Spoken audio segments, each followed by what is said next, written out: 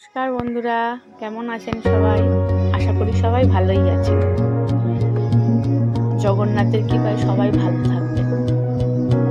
আজকে জগন্নাথকে পুরোটাই আমার গাছের ফুল দিয়ে সাজাইনি, বাইরে থেকেও কেনা এই মতির মালাগুলো। কেমন লাগছে আজকে আমার জগন্নাথকে জানাবেন কিন্তু।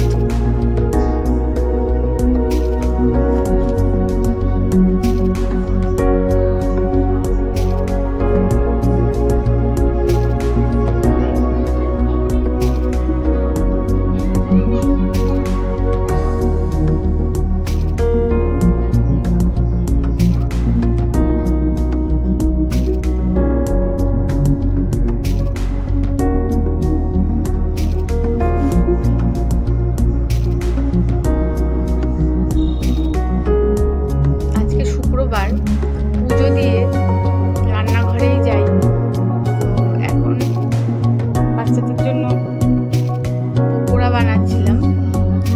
এটা বানাচ্ছিলাম রাত্রের দিকে, কারণ দিনের বেলা ওর বাবা মাংস এনেছিল। আজকে কিছুটা মাংস দিনে রান্না করেছি, আর কিছুটাই আদা রসুনের রস মাখিয়ে রেখে দিয়েছিলাম।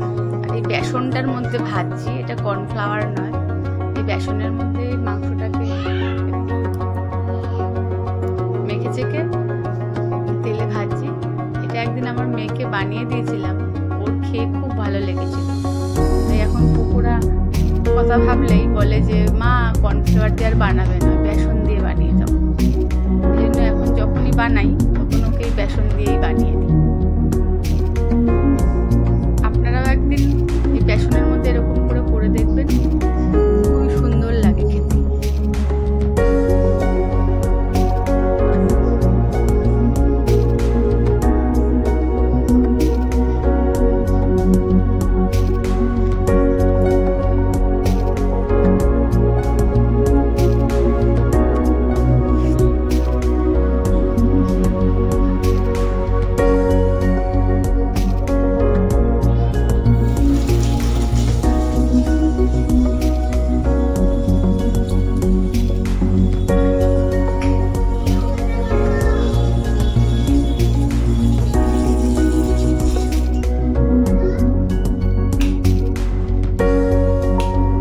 ভাজা হয়নি, ছেলে আর মেয়ে এসে বারবার দেখে যাচ্ছে হয়েছে কিনা, কখন হবে দেবে। ওদের আবার মাংস রান্না করলে মানে প্লেন মাংস ঝোল ভাত ভালো লাগে। এই চিকেনটাকে যদি পকোড়া আরও কিছু চিকেন রোল এসব বানিয়ে দেওয়া যায় তাহলে চিকেনটা খুব ভালো। আর যদি শুধু মাংসর ঝোল বানাই ভাত দিয়ে খাওয়ার জন্য তাহলে ওদের ভালো লাগে। দেখুন কত সুন্দর দেখতে হয়েছে, আর খেতেও তেমন টেস্টি।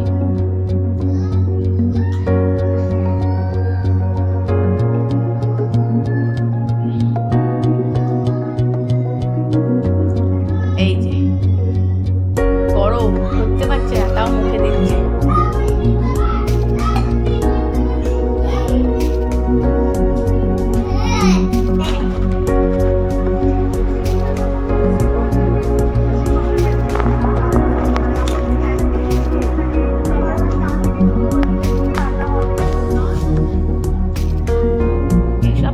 খুবই ভালোবাসে, এগুলো দিলে আর ও মার খাইয়ে দিতে হবে না, তখন নিজেই খেয়ে নিতে পারে।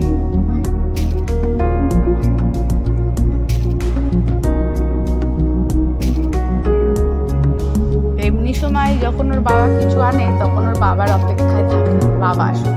আজকে আর বাবার অপেক্ষায় নেই, নিজেরাই আগে বসে পড়েছে।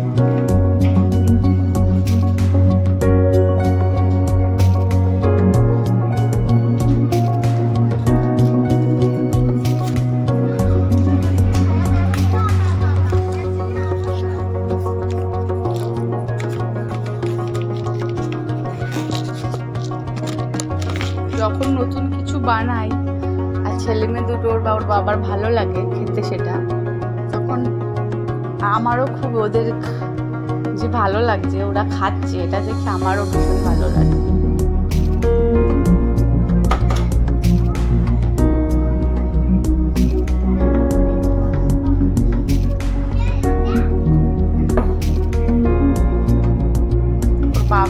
শসা কেটে এনে দিয়েছে।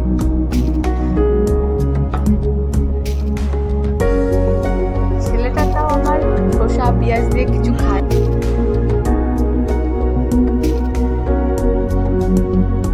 ওর বাবা আবার কি একটা পাতা আছে, কি নামটা বেশ ভুলে গেলাম, সেটা আবার ওপর দিয়ে ছড়িয়ে দিচ্ছে।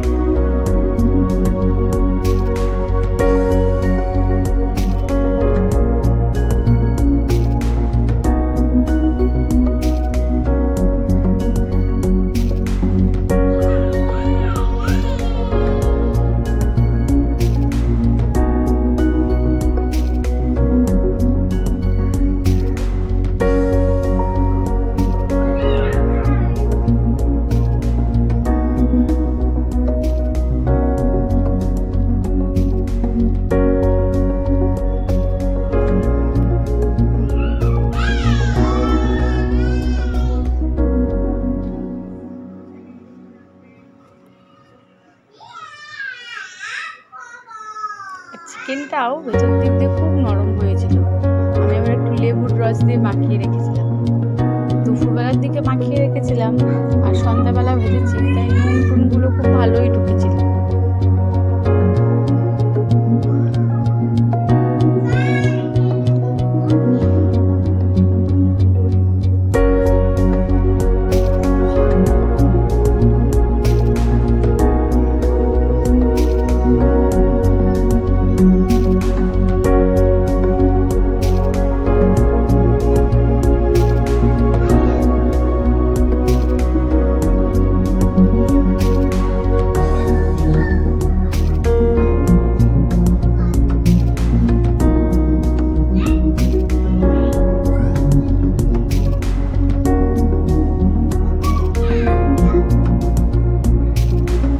আবার বলছে খুব ভালো হয়েছে।